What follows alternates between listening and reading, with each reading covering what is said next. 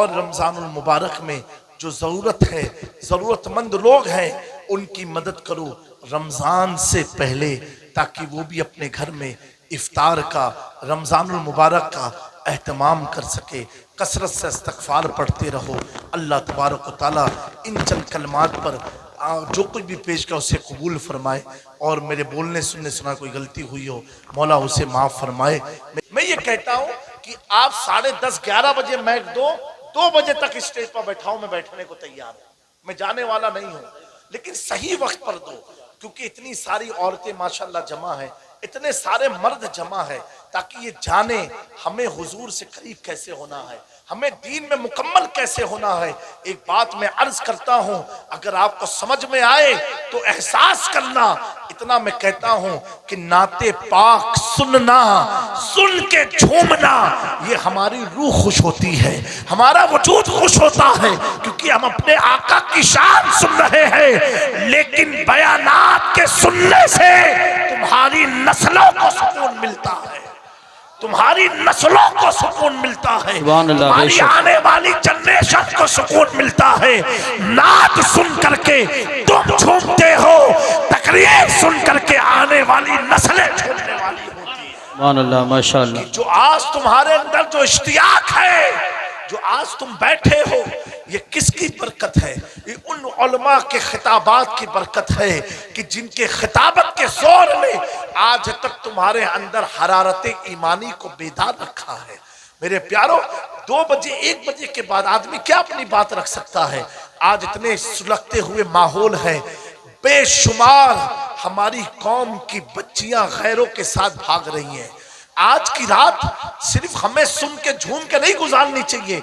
इतना बड़ा इज्तिमा है, कम से कम औरतों को कुछ नसीहत मिले।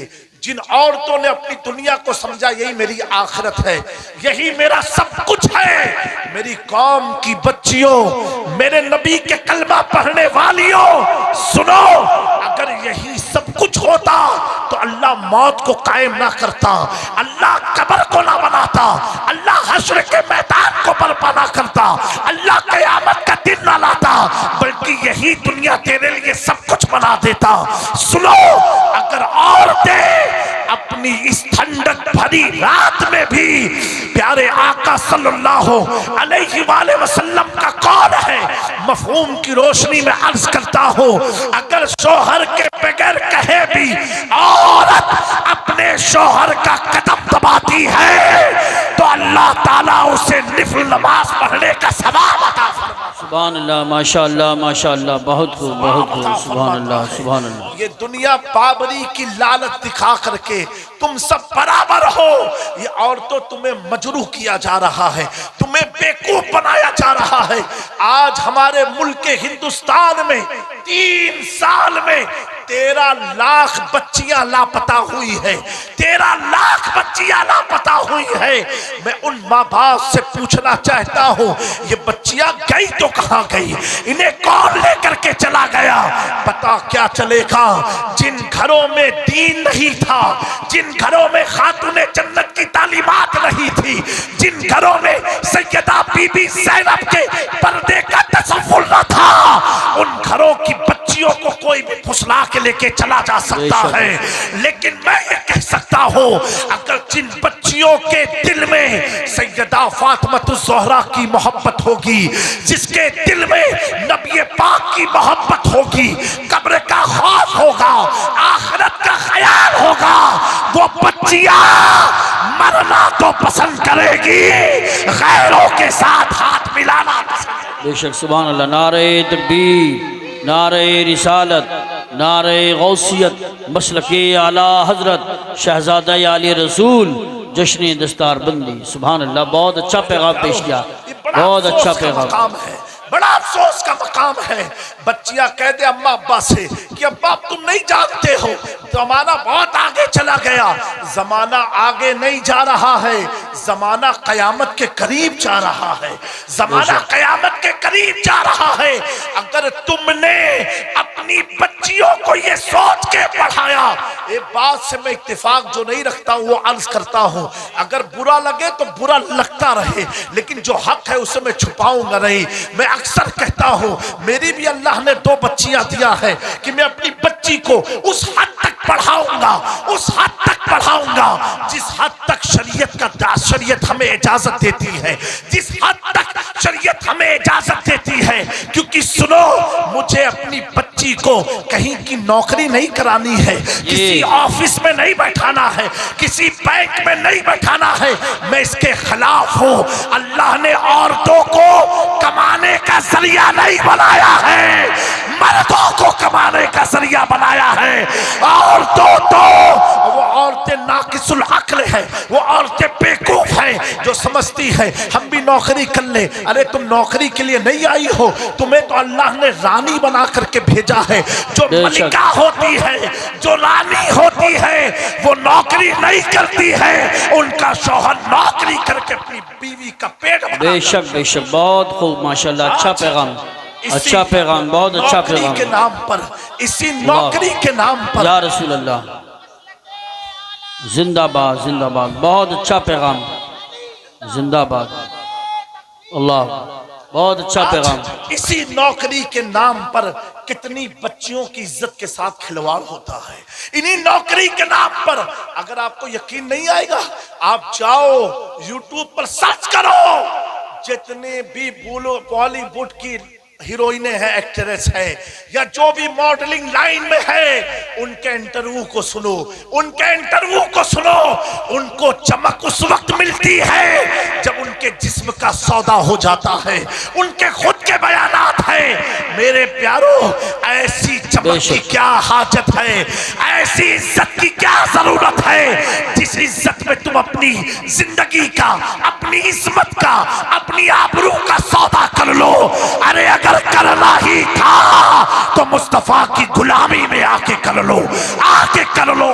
ये खैर तुम्हें क्या समझाएंगे जिनके दीन में ये कहा गया है कि औरतें तो मर्द की अय्याशियों का सामान है। कहने वाले अदियान ने ये भी लिखा है, औरतें तो मर्द की नफसानी ख्वाहिशात का हल है। लेकिन मेरे प्यारो, जो आज तुम्हारे लिए आवाजें उठा रहे हैं कि नहीं नहीं औरतों को हक मिलना चाहिए, मुस्लिम औरतों को हक मिलना चाहिए, अरे नादान, तुम बेवकूफ हो और वो मेरी कौम की औरतें बेवकूफ हैं। ये तुम्हें क्या हक दिलाएंगे? तुम्हें तो हक 12 रबीउल अव्वल के दिन आमिना के लाल ने जो दे दिया है, वो कयामत तक कोई हक अदा नहीं करेगा। बेशक, सुभान अल्लाह, नारे तकबीर, या रसूल अल्लाह। जिस दौर में, जिंदाबाद, जिस दौर में तुम्हारे जिस्म का सौदा होता था, अल्लाह के नबी ने तुम्हारी बुलंदी के लिए क्या क्या ना किया हो। जिस दौर में तुम्हें जिंदा दफना दिया जाता था, जिस दौर में तुम बेवा हो जाओ तो चेहरे पर कालिक लगाई जाती थी, तुम बेवा हो जाओ गधे पर बैठा के घुमाया जाता था, ऐसे दौर में अल्लाह के नबी सल्लल्लाहु अलैहि वसल्लम ने अहले मक्का को खिताब करके कहा, सुनो, बच्चियां पैदा हो दफनाओ नहीं, बल्कि बच्ची जब पैदा होती है वो रहमत होती है, रहमत। किसने तुम्हें रहमत बताया? किसने बताया रहमत? गुंबदे खजरा के मक्की ने बताया। तो इंसाफ तुझे मदीने की दहलीज में मिलेगा कि किसी दुनियादार की चौखट पर मिलेगा? यही औरत जब शादीशुदा हो जाए तो हुजूर फरमाते हैं वो अपने शौहर के लिए बरकत है। और यही औरत जब बच्चे को जन्म देती है तो आमिना के लाल फरमाते हैं ये रहमत और बरकत अल्लाह सिमट के इसे कदमों में डाल देता है, जिसे कहते हैं कि कदमों के नीचे तेरी जन्नत है। कितना आला मकाम दिया अल्लाह ने, कितना आला मकाम दिया रसूलुल्लाह सल्लल्लाहु अलैहि वसल्लम ने, कहां से कहां पहुंचाया। लेकिन अफसोस होता है, मैं उन अपने दीनी भाइयों से भी कहूंगा, देखो ये बात है, ताली 2 हाथ से बजती है, एक हाथ से नहीं बजती है। बस आखिरी बात है, अगर तुम बुराई की तरफ रहोगे तो जीते जी कभी अपनी बहन को बुराई से रोक नहीं सकते। जी बेशक। अगर बहन को बचाना है तो पहले तुझे किसी की बहन को बचाना होगा, बेशक। पहले तुम्हें संवरना होगा। जब तुम अपने अखलाक और किरदार में पक्के होगे ना, तो बहन को एक जुमला भी कहोगे तो उसके दिल में तीर की तरह असर करेगा। बेशक। लेकिन तुम खुद बिगड़ी हुई गाड़ी हो तो दूसरे को क्या संभाल सकते हो, उसको और बिगाड़ के रख दोगे। अफसोस होता है इंस्टाग्राम फेसबुक पर जब मुस्लिम घराने की बच्चियों की तस्वीर को देखो, क्या तुम इसी तस्वीर के लिए, और ये भी हैरत की बात है, अगर अल्लाह ने तुझे अच्छी बीवी दिया, खूबसूरत दिया है, तो क्या व्हाट्सएप के स्टेटस पर रखने से तेरी खूबसूरती का चर्चा होगा? नहीं हजरत, बिल्कुल सही। ये मर्द भी कैसे नामर्द हो गए, नामर्द हो गए। बेशक नामर्द हो गए। चाहे ये हिंदू समाज हो या मुस्लिम हो, हिंदुस्तान का ये कल्चर रहा कि औरतों को छुपाया जाता था। बेशक। आज भी सनातनी धर्म में देखो, उनकी औरतें घूंघट लगाती है, उन्हें घूंघट में सुकून है, पैंट शर्ट में नहीं। तो मेरी बच्चियों, तुम्हें हिजाब में क्यों नहीं सुकून मिलता? बेशक बेशक, सुभान अल्लाह। क्यों नहीं मिलता है?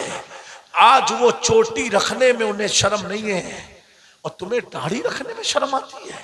जी। तुम कहां जा रहे हो, वो कहां जा रहे हैं? वो तो अपने दीन के पक्के होते जा रहे हैं और तुम कितने कच्चे होते जा रहे हो।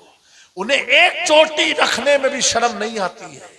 मैंने बारहा हवाई जहाज के सफर में देखा है, और तुम्हें दाढ़ी रखने में शर्म आती है। तुम कहां जा रहे हो? कहते तो नौकरी नहीं मिलती, उन्हें चोटी रख करके दुबई में नौकरी मिल जाती है, मिल जाती है। अगरचे दीन बातिल है उनका, लेकिन यकीन पक्का है, उनका अपने दीन पर यकीन पक्का है। अरे जब उन्हें चोटी रख के दुबई में नौकरी मिल सकती है, क्योंकि उन्हें अपने दीन पर भरोसा है। ऐ मुसलमानों, तुम्हारा दीन तो अल्लाह का दीन है, दाढ़ी रख ले, हिंदुस्तान में तुझे नौकरी मिल जाएगी। सुभान अल्लाह, माशाअल्लाह, वाह वाह वाह वाह वाह वाह, जिंदाबाद। तो सही, वाह वाह वाह, तो सही। आज हजारों उलमा है दाढ़ी रख के सफर करते हैं, किसी के साथ कुछ नहीं होता। ये उलमा बैठे हैं, क्या इनको जवानी नहीं है?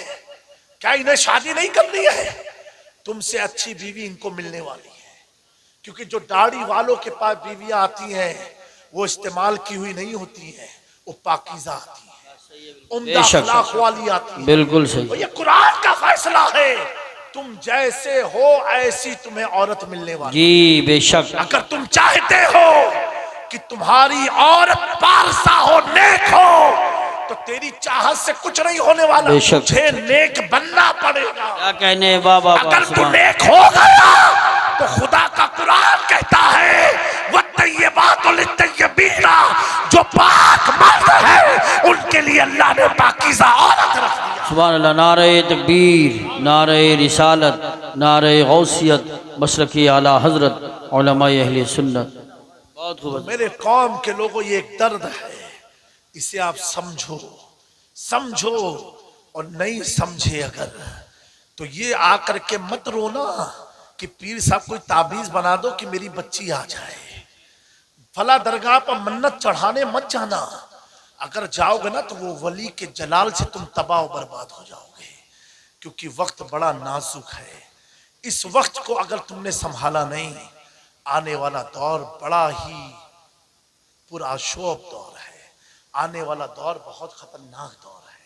मैं इतना कहूंगा, अपने दीन में मुकम्मल हो जाओ। जिस चीज से दीन का फायदा है उस चीज में अपनी जिंदगी को सर्व करो। छोड़ दो ये सियासत को, इनको हराना, इनको छोड़ो, अपनी नैया मदीने की तरफ लगा लो। सुभान अल्लाह, माशाअल्लाह। अपने मल्ला गरीब नवाज को बना लो। मेरे प्यारों, कोई कुछ नहीं कर सकता बेशक। जब तक तुम दुनियादारों की चौखट पर भरोसा करते रहो। अच्छा, तुम्हें धोखा मिलता रहेगा, मिलता रहेगा, मिलता रहेगा। आओ ना उस जगह में इंसान अगर अगर अब हो तो गौसे आज़म, मुईनुद्दीन हो तो ख्वाजाए ख्वाजगा हो जाता है। जिनकी बारगाह में आने वाला अगर अशरफ आलम हो जाता, बेशक। जिनकी दहलीज पर खड़ा होने वाला अहमद रजा हो तो आला हजरत हो जाता है। बेशक। आओ ना इनसे पूछते हैं तुम्हें तरक्की कहां से मिली? वो कहेंगे तरक्की नबी से जो हो बेगाना।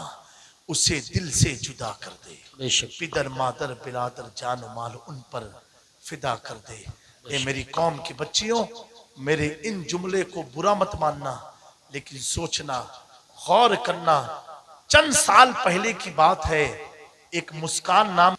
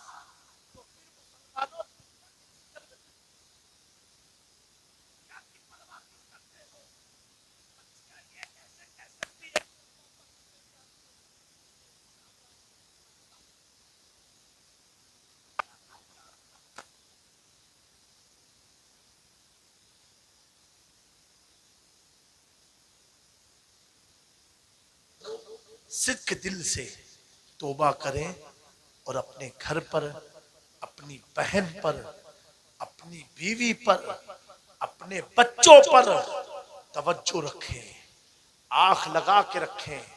ज्यादा मोबाइल का इस्तेमाल ना कराएं। मोबाइल तो एक आजाब है। ये फितने दज्जाल का आगाज है। जिस घर में जिना से जिना बिल्कुल आम, ना चाहते हुए भी आपको वो वीडियो कहूंगा कि अपनी बच्चियों के अगर मुस्तकबिल को संभालना है, दिल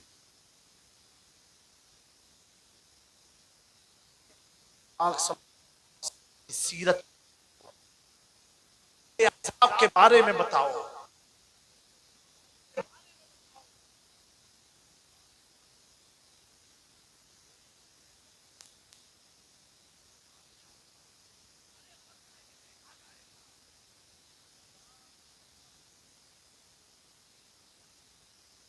मेरे पास भी वक्त नहीं है इतना। एक बात बताओ, मरने के बाद है, अपने बेडरूम में सोते हो और ख्वाब आ जाए कि कोई कुत्ता तुझे काटने आया, कोई सांप तुझे तरफ मारने आया, कोई भूत तेरे ख्वाब में आ जाए तो मार के उठते हो, सांसें रुक जाती है। माँ बाप पूछते बेटा हुआ क्या? कहा अम्मा बहुत डरावना ख्वाब देखा। क्या ख्वाब देखा? कि फला चीज मुझे मारने आई। अब सोचो तो सही, जब एक ख्वाब से तेरा जिस्म डर जाता है और चीख के टूट जाता है तो आसाब ख्वाब नहीं है, ये हकीकत है। सुभान अल्लाह, सुभान अल्लाह। आसाब ये ख्वाब नहीं है, ये हकीकत है। कब्र में जाएगा, चीखेगा, किसको आवाज देगा? कौन तेरी बात को सुनेगा? कौन तेरी मदद के लिए आएगा? अगर आएगी कोई चीज तो हुजूर की मोहब्बत, नमाज, तिलावत कुरान, अल्लाह और उसके रसूल के हक को दुनिया में जो अदा किया, माँ बाप की मोहब्बत की, बड़ों की ताज़ीम की, उलमा की कदर की, कुरान से मोहब्बत की, नमाज की पाबंदी की। अब अगर कब्र में कोई चीज तुझे डराने आएगी तो नमाज कहेगी इसे मत डराओ, ये मेरा ख्याल रखता था। कुरान कहेगी इसे मत डराओ, ये मेरी तिलावत करता था। मेरे प्यारो, ऐसी चीज को तुम अपना लो कि मोहम्मद से वफा, तूने तो हम तेरे हैं, ये जहां चीज क्या लोहो कलम तेरे हैं। अस्तगफिरुल्लाह रब्बी मिन कुल्लि ज़म्बि व अतूबु इलैहि व मा अलैना इल्लल बलाग। अस्सलामु अलैकुम।